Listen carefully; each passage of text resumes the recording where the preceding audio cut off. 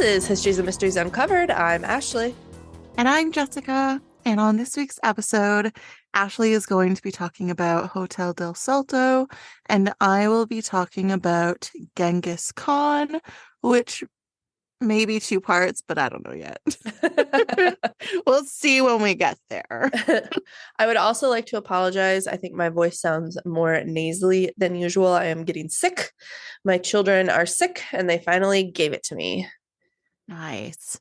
Also, for those of you that watch our YouTube, I didn't notice this, but my dog chewed up some stuff back here, so there's that. Sahale. Or Pinky, really the choice, you know? Really? Yeah, they both like to. Pinky really likes to chew up cardboard, and that's what this looks like it is. Sahale chews up things like toys, furniture, the side of my house. What? When she was a puppy, she started chewing on like this corner we have inside, and she chewed like through the drywall. Oh shit. Sahale. She naughty girl. Oh my gosh. Okay. So tell me all about this hotel. So it is the most haunted hotel in Colombia. Okay. I got my sources from All That's Interesting, several articles from All That's Interesting, the Vintage News, Grunge magazine or something like that. And then I did find a Reddit user that talked about it, Nascent26. So I put some of their information in here, and I'll tell you what information I brought from them. So like take that with a grain of salt, because I couldn't find too much on this. For it being the most haunted hotel in Colombia, there's just not a lot. Almost every single article I read was like the exact same information. Well, because it could go one of two ways, right? You either get a huge influx of tourists wanting to go to a haunted hotel, or I find that Colombia is a very superstitious country, potentially. So they could be wanting to hide that information for fear that it's going to drive people away. Yeah, I can definitely see both of those. And right? Actually, I talk about a little bit of that in here. Oh, okay. It's a shorty, but a goodie.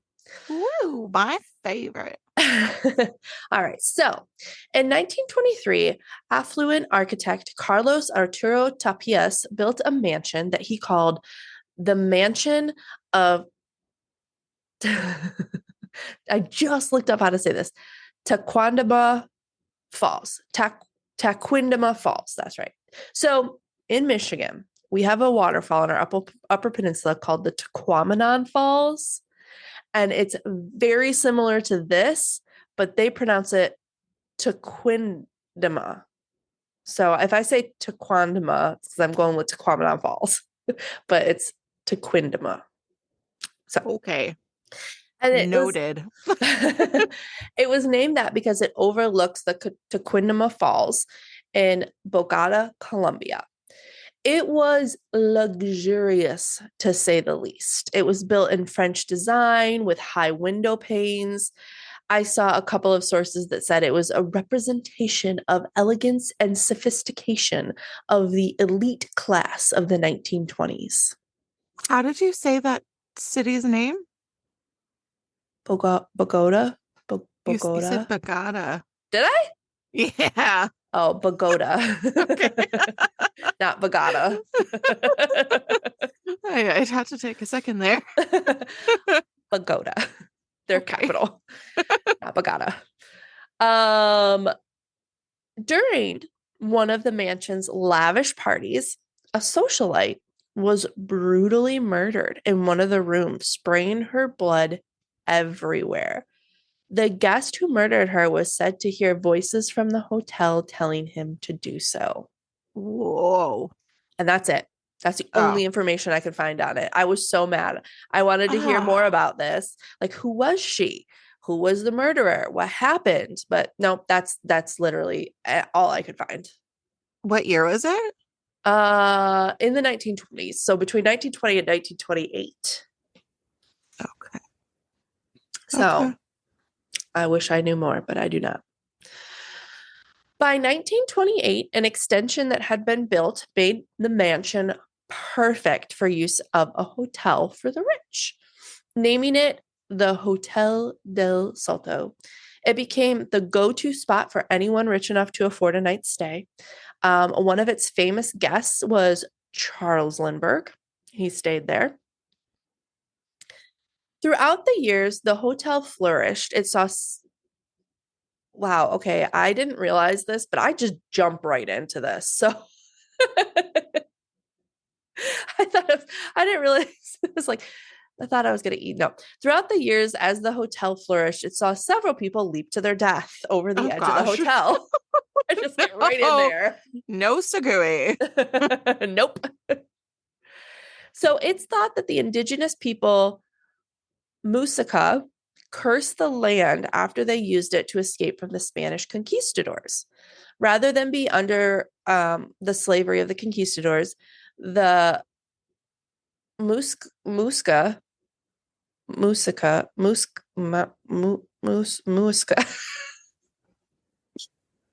Yeah, you having a stroke? Yeah, okay. So now Do I we feel do like we I'm need to saying, call for help? well, I want to say this right, and it's mouse. No, because now I feel like I'm saying Mickey Mouse. Miska Muska Mickey Mouse. How's it spelled? Muisca. And I even looked up a pronunciation prior to recording this. And I even wrote it out phonetically, and I still can't get it. Muisca? Muisca? Muisca? Yeah, Muisca. Sorry to the Muisca people. So rather than be under the slavery of the conquistadors, the Muisca people would leap from the top of the cliff, believing that rather than die, they would be transformed into eagles and fly back towards the heavens. Oh my. Which is what gave the waterfall its name. Oh God, this is real hard. The translation? Yeah, the Tequidama, whatever. Tequindama. Tequindama, thank you. I am struggling, man. The Tequindama translates to he who precipitated downward. So this romanticized story of them turning into eagles and flying back to heaven is what many believe draws others to die by suicide at this spot as well. So there's a lot of people that leapt off this cliff. Eventually, in 1920, Colombia followed suit. That was supposed to say 1930. Colombia followed suit with America and entered the Great Depression.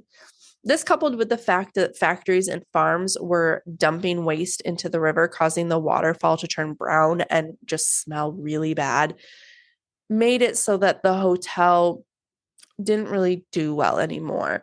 They didn't have a lot of guests. They didn't have a lot of money for upkeep. So it really kind of went by the wayside. It was still operating as a hotel until 1990, but then it finally shut down and became an abandoned building for a while. But the memories of the hotel have never left. People have reported hearing voices, some hearing conversations in a language they don't know. Presumably, the Muisca people, probably the language that they spoke is what they're hearing. Others have seen apparitions walking the grounds, bodies falling into water. Some specific rooms, so this specific rooms is what I got from the Reddit. So again, take this as you will. Some specific rooms seem to be haunted, such as room 201, where it is suggested that a woman died by suicide after her lover left her. The balcony, which is said to be haunted by a young couple who leapt to their deaths. Or room 217, where a man hanged himself after losing all of his money. That's a lot of tragedy. Yeah. People also say that you can see that young socialite that was murdered peering from the window of the room where she died. After the hotel shut down in 1990, again, the building remained abandoned for several years. Locals and tourists have said that they hear screams coming from the abandoned building. There's also constant mudslides on the road to the property, which is people think it's the paranormal wanting you to leave them alone, kind of into that superstition. In 2011, the abandoned building was changed into the Tequendama Falls Museum of Biodiversity and Culture. Their mission is to recover the region and make it free, clean, and surrounded by a healthy ecosystem. The museum opened in 2016, and some are saying that this upset the ghosts because they didn't like the changes that were made to their building, and the activity has become even more commonplace within the hotel, or I guess museum now. That's crazy. Yeah, so you can go and see the museum if you want. It's beautiful. The building prior to it turning into a museum was a brick building, and it's gorgeous. When they turn it into a museum, they paint it over it white to make it more modern looking. So it's not as historically pretty, but other than that, it's beautiful. And right where it's located, it's on the cliff. There's a waterfall across the way. It's a gorgeous, gorgeous hotel. And I think probably people who did die by suicide there liked that it was so pretty. You know, the last thing you see is this gorgeous scenery. So Yeah, very peaceful. yeah, yeah. So that is my quickie story. Yeah. Nice. Thanks. Like I said, I wanted it to be longer. I wanted to dive so much more into everything else, but I just could not find anything.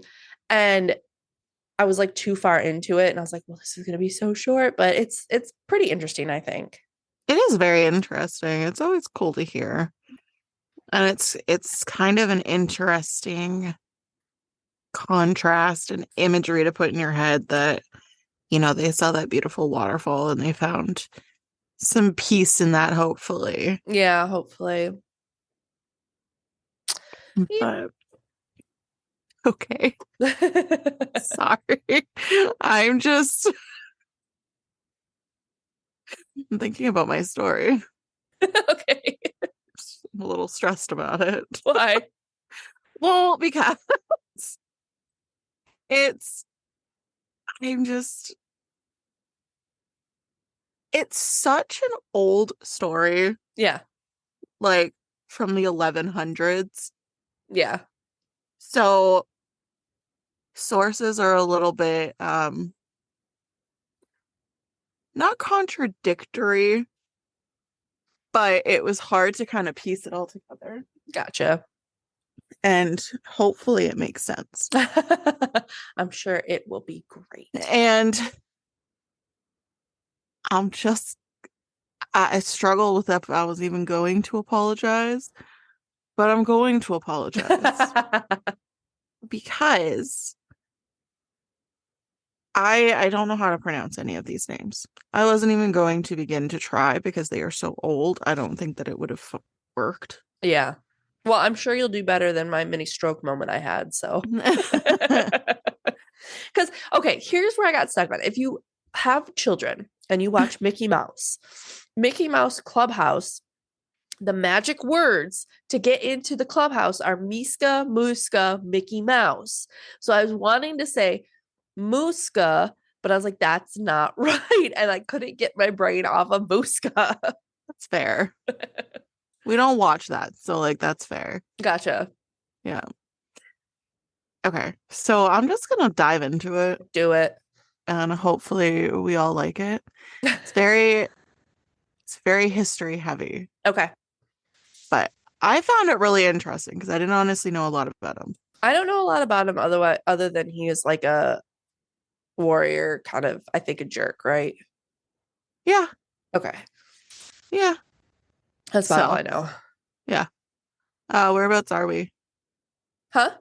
8:36. Okay. Yeah.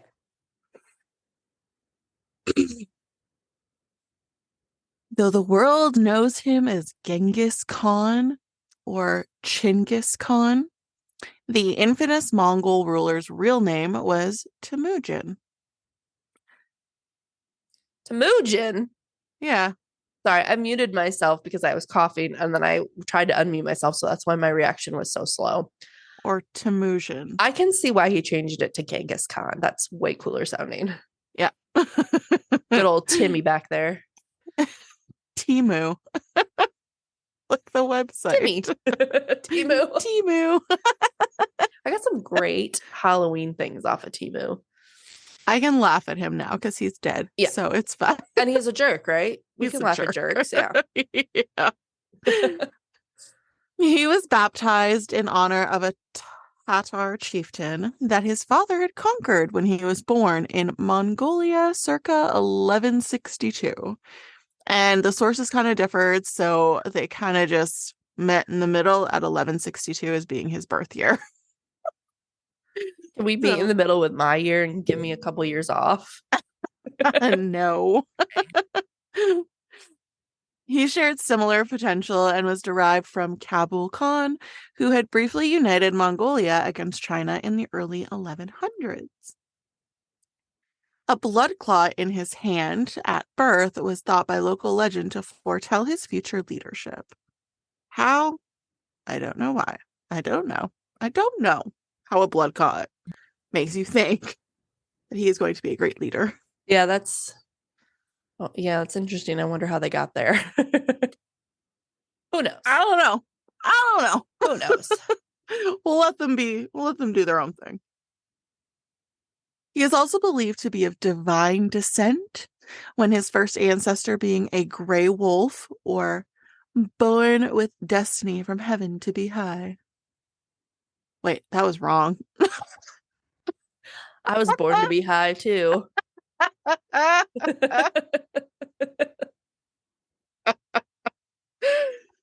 my gosh. He is also believed to be of divine descent. His first ancestor was a gray wolf, and it was said that he was born with a high destiny. Wait. I too have a high destiny. Born with a destiny from heaven on high. There we go. Ah, yes, okay. So sorry. That was a struggle. It was a funny struggle though, so it's good. I'm not even high. I know what's on your mind though. Yeah. I'm drinking Trulies. They have this New Year's Eve lighted up pack, and I've got cranberry cheers. It's really good. Nice. Nice. When Genghis was 9 years old, his father, I'm going to call him Genghis instead of Temujin, but he's Temujin right now. Okay, well, yeah, please call him Genghis. Okay. Good old Timmy. Or Timmy. Timmy works too. Okay. When Timmy was 9 years old, his father was... Stop it! When Timmy was 9 years old, his father was poisoned by a band of Tatars, which was another nomadic group, in retaliation for an ancient dispute. Oh, gosh. Good old ancient disputes. Yeah, I'm glad we don't really have those anymore. Yeah. His father, who was Yasuge. Like people to people. I know still countries do, but like people to people. But, yeah. After his father Yasuge's death, the rest of the clan, under the leadership of the Rido Techuit family, left his widow Hoynon and her kids behind, believing them to be too helpless to lead and taking advantage of the chance to grab power. The tiny family lived in abject poverty for a while, surviving mostly on fish and roots rather than the typical nomad diet of mutton and mare's milk. Timmy was resentful of his half-brother's gradual ascent to prominence in the family, so he shot and killed him with an arrow as a result of this frustration. Oh my gosh, savage. Yeah. And I don't know if it was like a half-brother, brother from another mother, or like, I don't know. Yeah. The sources were kind of varied, and it was very confusing. Gotcha. Around the age of 20, he was captured by this group who kept him in their camp with a wooden collar around his neck. He managed to escape, and even though one of their own caught him, they let him go because they saw how determined he was, and they just, I don't know. It seemed weird to me. Honestly, I feel like a lot of this is kind of like tall tales Yeah, I to mean, kind of, throughout the years, they tell the stories, and I'm sure it changed a bit and got a oh little bit yeah. larger than life. Oh yeah. Yeah. On another occasion, some horse thieves decided that they wanted to steal the family's horses. So Timmy decided to go out into the night to get them back. And along the way, he encountered a young boy who assisted him in the search for the horses. And this guy basically just stayed with him for the rest of his days. He was kind of indentured to him. I don't know Oh, why. okay. Seems weird. Yeah. Despite their rejection by the royal Porjigin clan, Temujin and his family appear to have retained a significant amount of reputation as members of it. He was able to reclaim the wife Isuge had betrothed him to shortly before his death. I can't do this. Do this. Talking's hard. It's hard. He was able to reclaim the wife Isuge had betrothed him to shortly before his death. The Merkit people, which was a tribe in northern Mongolia, held a resentment towards Timmy because Yasuge had abducted his own wife, Hulyun, from one of their men, and they had ravished Temujin's wife, Burte, in return. Oh my God. So, because of what his father did, these people were like, we're going to ravage your wife. Oh my So, God. super rude. Okay. People were awful Savages. back then. Yes. Savages. And I mean, I get it. You needed to survive. You did what you needed to do. But Wow. two wrongs don't make a right. Right. Okay? Smarten up. Temujin felt able to ask Togrul Khan of the Carrot. It sounded like you said toe girl. Like toe Togrul. girl. Yeah, but it's like Togrul. It's Toghril. Okay, so I was thinking TOE dash GIRL. Toe girl from Carrot. And like it's Kereit. I don't know how else to say that other than carrot. Yeah, that's what I would think. But Right? I mean, don't ask me because I struggled with these pretty basic Portuguese words. So no, So not Portuguese, Colombian. Anyway. So he was Khan of the Carrot clan, with whom Yasuge had the relationship sworn brother and the most powerful Mongol ruler at the time, for assistance in reclaiming Borte, which was Timmy's wife. It is so confusing right now. Basically, Timmy asked this dude a favor in getting his wife back. Got it. Okay. He'd had the foresight to restore their connection by giving Togrul a sable skin he'd gotten as a marriage gift. He appears to have had little else to offer, but nevertheless, in exchange, Togrul pledged to rejoin Timmy's scattered people, and he is claimed to have fulfilled his promise by providing 20,000 troops and convincing Jamuka, which was Timmy's childhood friend, to supply an army as well. So, that's quick pretty. little recap. Yeah. Dude is born. People think he's going to be a cool leader when he's older. His father gets killed, poisoned by an ancient feud. Kills his half brother. His family lives in poverty. He asks a friend for a favor in getting his wife back, and now he has an army. And now he has an army. So, if any of that was confusing to you, That was a good recap. That was a good Thank you. recap. Yeah. Last time on Genghis Khan. Timmy's marriage to Borte, with whom he had 4 sons, which is pretty dope back then, marked the beginning of his legacy of bringing together local tribes to form a cohesive and strong Mongolia. So, like, to these people, he is a hero because he brought everybody together. He united a nation. But the way he did it was kind of scary. I was going to say, so far he sounds like not so bad guy, but I'm sure we're going to get into the brutality here. Yeah. Yeah. Yeah. Can't we just all get along? No. On the other hand, the Mongolian practices of polygamy laid the foundation for his legacy as a man whose DNA, you ready for this? Whose DNA is present today in 1 in 200 males. What? Yeah. How many kids did he have? I mean, I bet there's no way of knowing. Khan's harem expanded along with his power, and I will get to this at the very end. 1 in every 200 men? Yep. Oh my God. He's Isn't a busy that crazy? boy. He's a busy, busy boy. He had a harem. Damn. Yeah. Wow. Yeah. I'll get to it after. At the very end, I go over it all. That's crazy. Oh my gosh. It's very interesting. Yeah. So, I don't know where this was supposed to go, but I'm just going to go into it.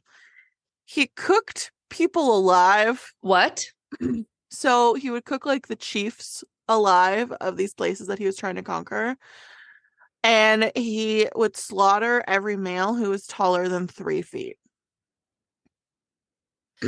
Wow, you didn't really have a good segue into that either. I did not. And I honestly did not know where that was supposed to go. So yeah, you and I both kind of just jumped into it, didn't we? yeah.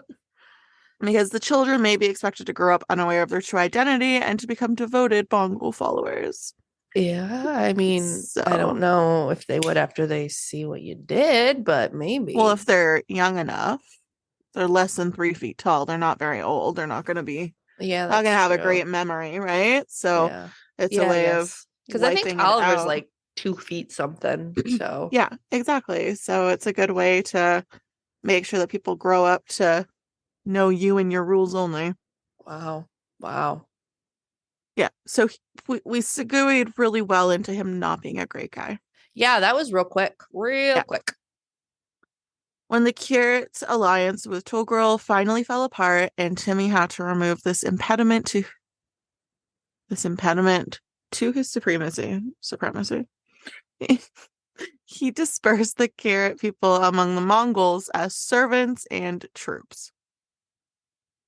So, like, this dude helped you out, and then now all of a sudden he's just in his way. So he's like, you guys can be slaves, or you can fight for me. That's kind of rude. Yeah, that's real nice. This harshness was more than just wanton cruelty. Timmy wanted to leave no old rival aristocrats alive in order to supply himself with a fighting army and, above all, to destroy the sense of clan allegiance that encouraged fragmentation and unify all the nomads in personal obedience to his family. Also, can we laugh that you said wonton instead of wanton? I heard it as soon as I said it. Now I want wonton. That sounds really good. That should be like a sticker for our patrons. A wonton. A wonton with Genghis Khan's face in it. Oh no. Oh, that's hilarious. Oh my gosh, that'd be amazing. Someone make it. Someone, we know we got a lot of artistic fans out there, so or listeners. So if you want to make us a wonton with Genghis Khan's face in it, let us know. Or even my face. That'd be fine too. When he was crowned Emperor of the Steppes in 1206, he was to entrust thousands of families to the care of his own relatives and companions, replacing the existing pattern of tribes and clans with something more akin to a feudal system. Jamuka's rekindled friendship lasted only a year and a half. So this was the dude that was his childhood friend that supplied an army. Okay. Then one day, as the two friends were marching, Jamuka made an enigmatic remark about the choice of camping spot. Oh He's no. like, I don't want to go here. So Timmy's wife told him that the two friends should part ways because he's questioning your decisions. Oh, I mean, I get it. Like you have to have strict followers, but like also just a camp spot. Yeah. But it can also be argued that Shimuka was attempting to instigate a leadership crisis. But it's also possible that the language is purposefully confusing in order to hide the fact that Timmy was going to desert his companion anyways. Yeah, I feel like maybe it's that one. In any case, Timmy followed Borte's advice, and many of Jamuka's own troops deserted him as well, probably recognizing Timmy as the one who would prevail in the end. Bitches have no loyalty. No. Clan leaders began to coalesce behind Timmy and Jamuka, and some of them proposed making Timmy Khan of the Mongols a few years before the turn of the century. And I guess Khan means like chief or something. Ah, okay. That I'm makes assuming sense. that's what it is because people are Khans of certain tribes. Okay, that makes sense. The circumstances under which they did so, promising him allegiance in battle and hunting, show that they all were seeking showing that all they were seeking for was a dependable commander, not the overlord he would become. Yeah, I mean, I can see that. You're all nomadic and you all have your own tribes, and you see this guy coming and bringing everybody together and creating this super strong army that's going to keep you safe. Mm-hmm. That's, I mean, why wouldn't you like him, you know? And then this happens. Continue. Yeah. Um, sorry, give me 1 second.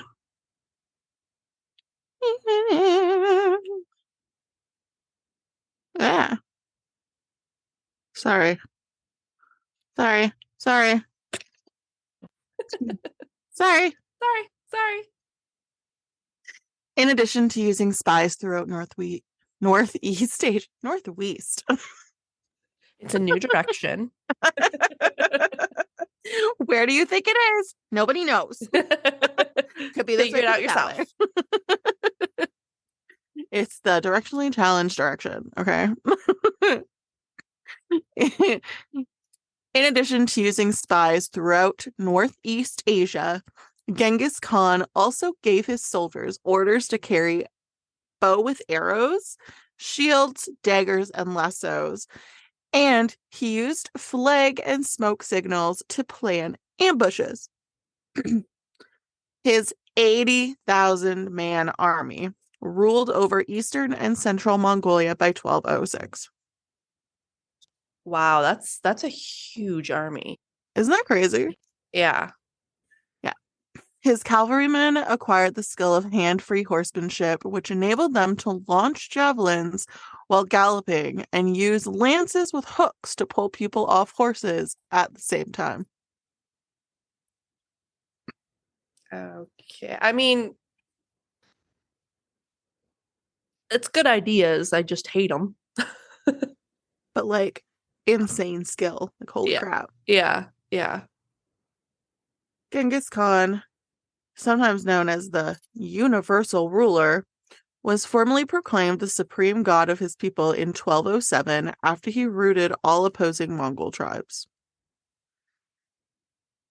However, the food supply became scarce due to the growing population, and by 1209, Khan's focus shifted to China and its abundant rice fields. Very quickly, Genghis Khan overthrew the Jin dynasty, which was a huge thing. Like, Is that Mulan? I don't know. Maybe. No, who'd she fight? She fought She fought, not Genghis Khan. no, it was someone. Someone Genghis Khan E though. Tai Lung? Yeah. Or was that Kung Fu Panda? Oh. Very similar. Very similar story. dynasties.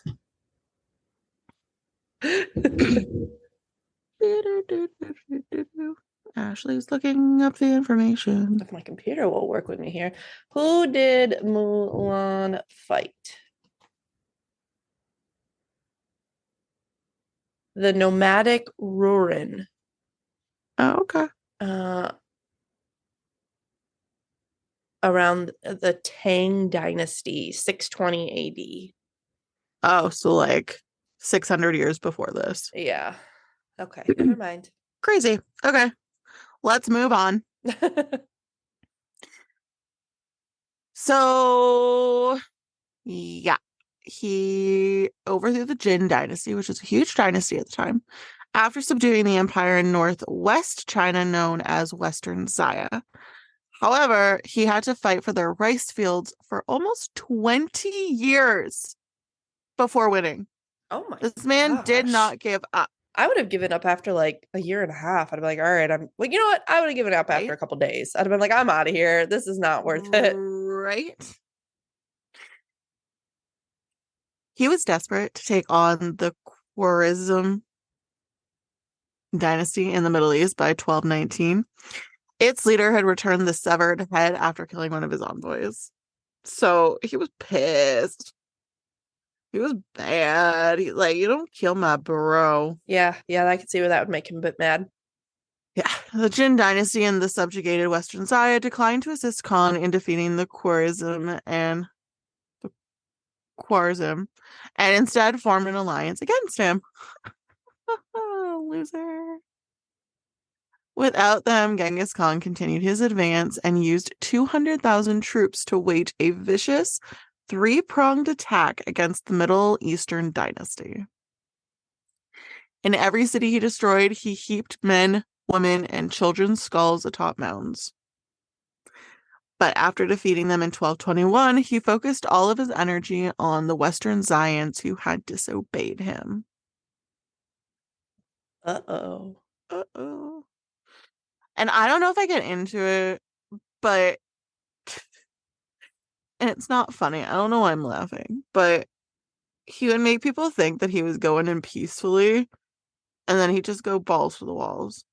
That's so rude. You can't do that. That's against the Right? rules. Yeah, super awful. That's So rude. they'd like let their guard down, and then he'd be like, just kidding, bitches, and just go pow, pow. Oh my gosh, that's awful. Like, horrible man. Yeah. Yeah.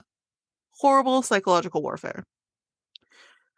Without them, Genghis Khan continued his advance and used 200,000 troops to wage a vicious three-pronged attack against the Middle Eastern dynasty. In every city he destroyed, oh, I already said that. Oh no! Oh no. Oh no, I'm going to start that over. During this period, he became unwell, and scholars from Adelaide's Flinders University claim that he concealed his illness from his people so that they wouldn't give up on their fight against Western Xia. Stories of people dying in combat or from infections thus spread. A study in the International Journal of Infectious Diseases said all of these legends were most likely created at a later stage and failed to take into account or even willingly ignored an accepted historical fact, namely that Khan's family and followers were instructed to keep Khan's death as their most hidden secret since it happened at the wrong time when the Mongols were at the vital stage of their desired conquest of Western Xia, the empire against which they had been fighting for over 20 years. Oh wow. That's crazy. It's Wouldn't just like that suck though? yeah. Can you imagine being the one that found like, oh shit. Yeah. Or like, I don't feel bad for him because he was a shitty dude. But at the same time, like, I feel like it's just kind of shitty because you go all that time trying to make something of yourself and you just die before it ended. Yeah. Well, that's what you get for being a shitty person. For a more fact-based examination of Genghis Khan's demise, the researchers turned to the history of Yuan. For ages, the air was filled with stories of warriors dying from infections caused by arrows or dying from blood loss after being castrated. But this historical record included more precise information. Oh. That's really funny. It's so funny. So one of the stories, I don't know if I even get into it, but one of the stories was that a princess castrated him and that's how he died.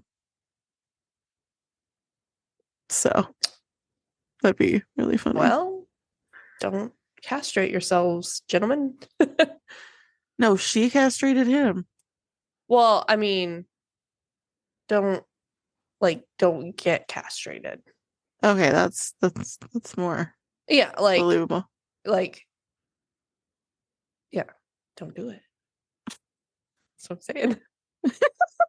You heard it from Ashley here first. Don't do it. Don't do it. Don't get castrated. Don't do it. Don't you do it. According to the record, Genghis Khan became unwell on August 18th, 1227, and had a fever until his death on August 25th. According to previous hypotheses, Genghis Khan died from typhoid, which Ashley spoke about. Was that me or was it you? That was you. You spoke about it in your Typhoid Mary, and I did Bloody Mary. Oh, okay. But there is That was no decades ago. 2 years ago. Come on. Decades. But there is no indication of any accompanying symptoms like vomiting or stomach pain. So it doesn't make sense that he would have typhoid. Oh, okay. Given the general circumstances of the disease, gripping his army as early as 1226 suggests a more reasonable conclusion and retrospective diagnosis, that of plague, a most ancient, history-changing, and still present disease. Huh. Yeah. The researchers added that the history of Yuan's vague terminology used to describe the king's symptoms and the duration of the illness make it more reasonable to opt for bubonic plague.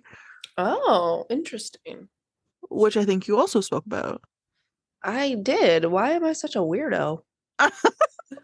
It was all leading up to Genghis Khan. It was.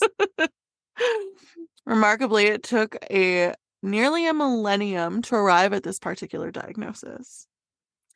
So now that his cause of death seems to have been figured out, his final resting place now seems to be the newest mystery.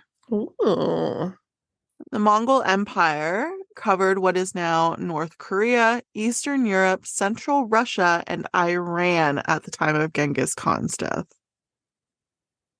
That is a huge, huge span of land. Yeah, it is. After passing away in his mid-60s, Wow. Genghis Khan... Yeah. He lived for a while for back then. Yeah. He was ancient. Yep. So he left his kingdom in the hands of his heirs, who ruled until the 14th century, and then it fell apart. And he was buried with 40 virgins and 40 horses. What? Like, rude. They never got to have their day in the sun. It's rude. Those poor things. According to legend, Genghis Khan ordered the execution of any last Western Zaya.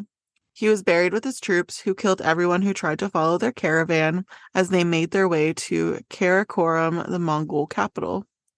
His tomb has never been located, regardless of it. What? Oh, his tomb has never been located, regardless if that even ever occurred. Okay. Yeah. So basically, they've just never found his tomb. Yeah. Some people think that Khan was interred in a tomb as deep as 65.6 feet by his warriors, in accordance with regional traditions from the Eurasian steppe. Had such conventions been real, his tomb would have remained unmarked, save for a stone memorial that would have eventually been lost over time. Interesting. Yep. Yep. The image of Genghis Khan is that of a merciless fighter who conquered unfathomable stretches of land. This part is crazy. About 40 million people were killed by him, Oh my gosh. which resulted in an 11% decrease in the population of Earth. Okay, how did he have time to do all of that killing and all of that fucking? Right. Isn't that insane? That's an 11%. Oh my gosh. 11% decrease. That's insane. Yeah. So No he wonder may have he's been, so famous. yeah, he may have been buried on Burkhan Khaldun, a mountain in Mongolia, though this has not ever been confirmed, and the location is not marked with an X. So I don't think we'll ever find him, but maybe we will. Who freaking knows? Yeah, he's probably, like they said, an unmarked grave or whatever. Yeah. According to the information available, Genghis Khan had a complicated personality. He possessed incredible physical strength, determination, and an unbreakable will. Oh. I was gonna leave it for next week, but I only have a page and a half left. So Oh, okay. I was like, that doesn't seem logical. Yeah, let's do it. Let's do it. I want to know what happens. He was not stubborn, and he was willing to listen to the advice of others, including his wives and his mother. He was adaptable, and he was capable of deception, but he wasn't petty. Unlike Togrul or Jamuka, he understood the significance of loyalty. Enemies who betrayed... What? Did he really though? He kind of got rid of his friends. He was like, okay, bye. Yeah. Enemies who betrayed the ruler should expect him to punish them harshly, but he would also profit from their betrayal. And if your friends aren't loyal to you, what is the point of keeping them around? These hoes ain't loyal. The one guy just wanted a different camping site. Well, I feel like there was a little bit more to that. Nope, I think just he wanted was a different trying camping site. That's it. I think he was trying to assert his dominance. Gotcha. It was a pissing contest, Like and he dogs do. lost. Yeah. Fine. Exactly. Fine. As he advances out of his familiar zone and into the unfamiliar, settled world beyond the steppe, the picture becomes less harmonic. At first, he couldn't see past the immediate benefits of carnage and rapine and was seized by a need for vengeance. Because if you remember, this dude was just a little boy and everybody just fucking betrayed him. Right? Everybody just left him and his family to go live in poverty and eat scraps. And it was just shitty. They lived in the desert. Yeah, and then he killed a bunch of little boys, so. Later on. Not saying what he did was right. Just, he had some triggers, some trauma. Some triggers. Caused him to kill 11% of the population. It's a couple triggers. I had an army for that, okay? Wasn't just him. Oh my gosh. I really hope that by now our listeners know that you're not a Genghis Khan apologist. I don't know. You seem like a pretty big fangirl.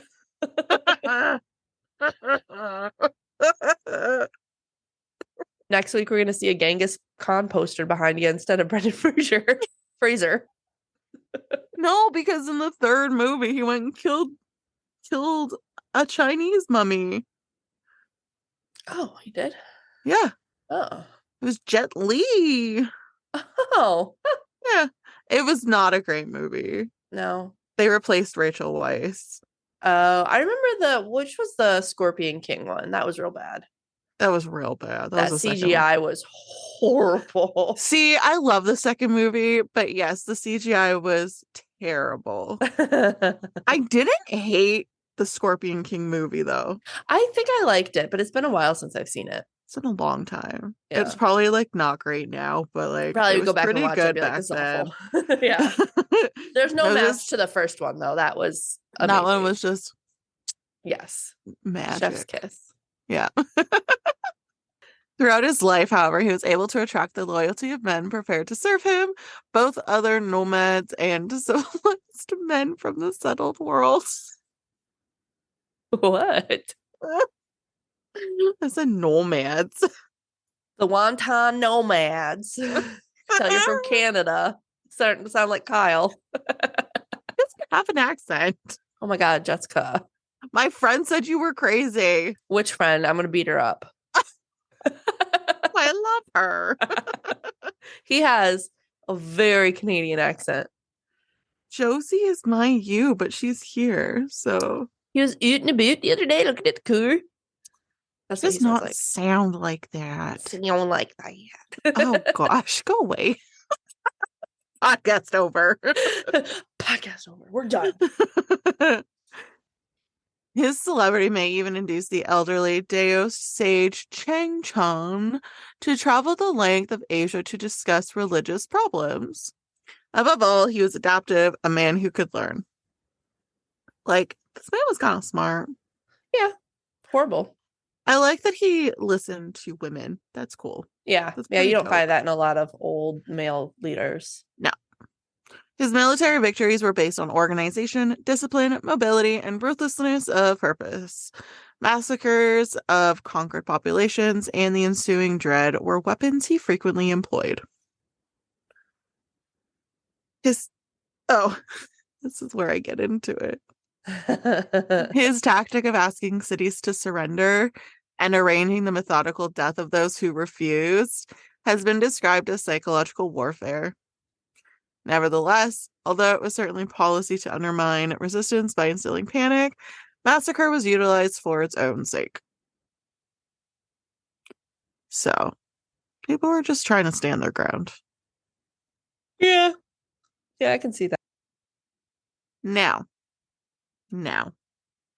I said I'd get back to his children. Yeah, I was waiting. So, here we are.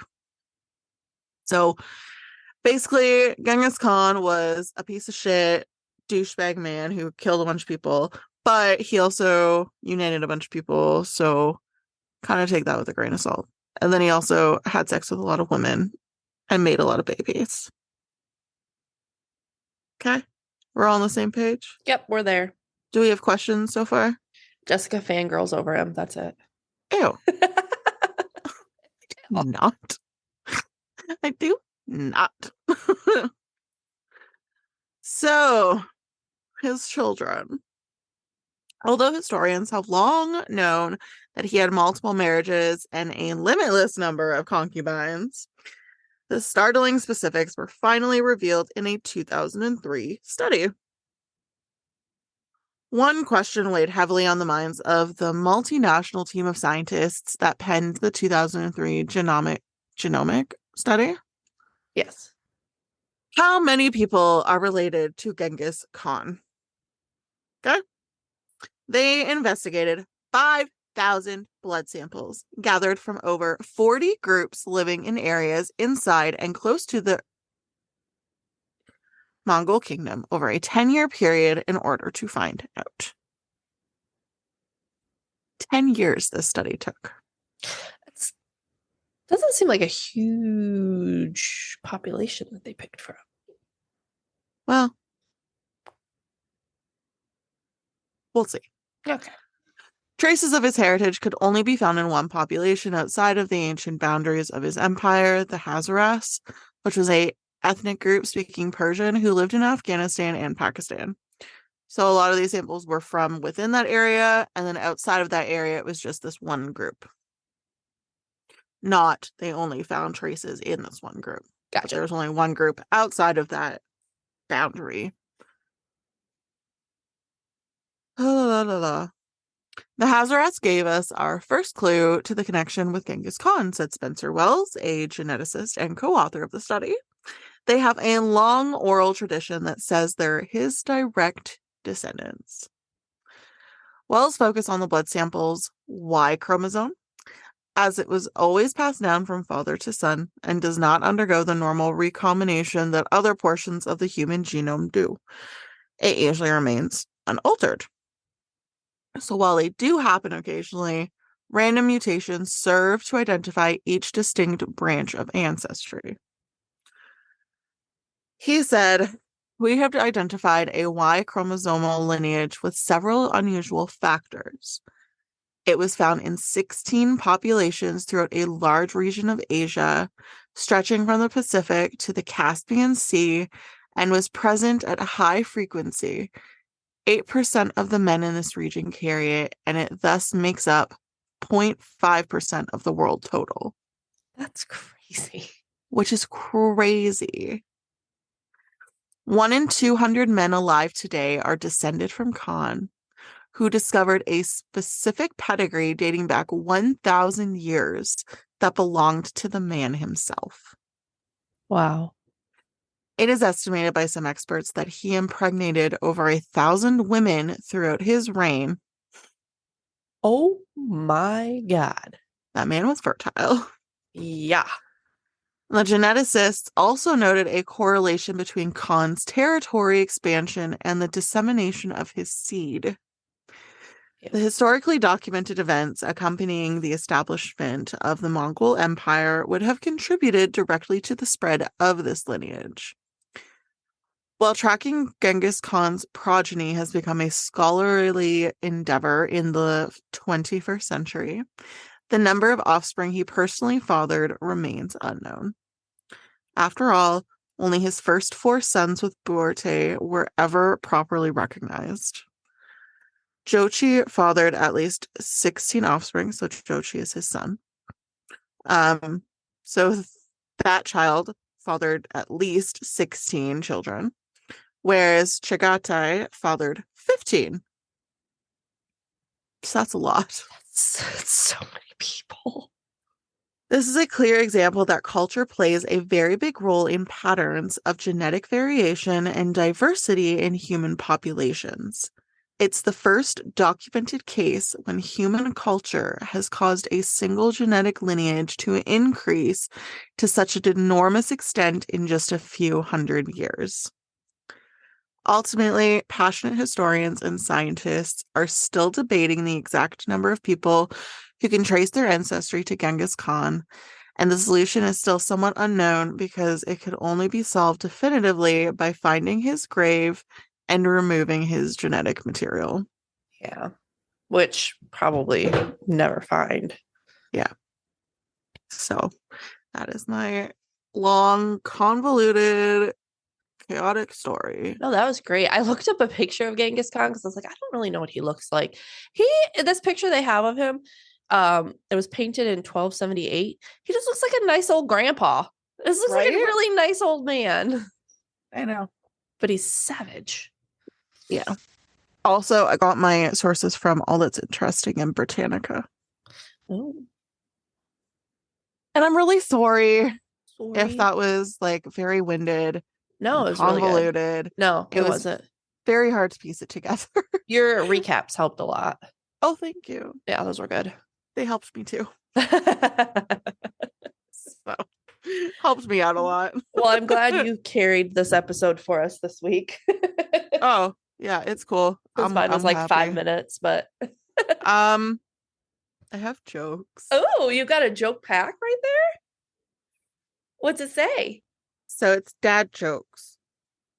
Okay. Pull it out. Just dad jokes. Who got it My for mom you? got it for Kyle for Christmas. Cute. And gave it to us early. And both Kyle and I were immediately like, oh, that's perfect for the podcast. Yeah, let's hear some. So I figured it would be fun if we just like randomly grab one from. Actually, no, let's just start from the beginning. And I'm just gonna shuffle it. Let's do it. Shuffle this bad boy. Do it. And then that way we can just like start from the beginning and like just work our way to the back. Sounds great. Let's do it. I don't know how to shuffle. So this is how it's looking right now. Oh geez, that's not a good shuffle. One just flew out. Oh no. Okay. Okay. We're just gonna hope for the best. Do it. Okay. We ready? Yeah. What do you call an elephant who's out of touch? I don't know what. An Irrelevant. Oh, irrelevant. Stupid. You want to hear a construction joke? Yeah. I'm working on it.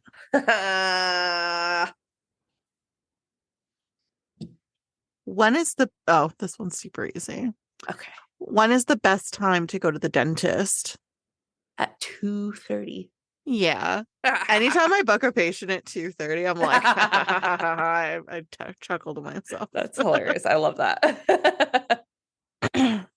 If I had a nickel for every time I heard that, I'd say, wow, that's coincidental. Should we do one more? Sure. Okay. Well, one more card. What is Forrest Gump's computer password? 1 Forest 1. Yeah. Okay. Your nose runs and your oh, I fucked that up. Your nose runs and your feet smell.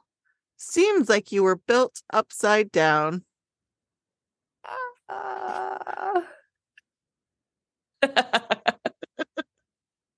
Well, if you are on the edge of your seat and want to hear the next card, join us next week and follow us on TikTok, Facebook, Instagram, and Patreon. And one of my TikToks, guys, has I like was just about to say, if you want to see the 18,000 dumbest views. shit ever. It's so stupid. It's literally my face asking what color I am, like, summer, winter, autumn, or whatever. It's got 18,000 views. What So in the world? stupid. Oh my God, it's the stupidest thing ever. So if you want to see that, find us on TikTok and join our Patreon. It's $3. You get a sticker and a monthly bonus episode. So stupid. It's so stupid. And you can rate and review us on Spotify and Apple. Yeah. Thanks for tuning in, and we look forward to bringing you 2 new stories next week. Bye. Bye.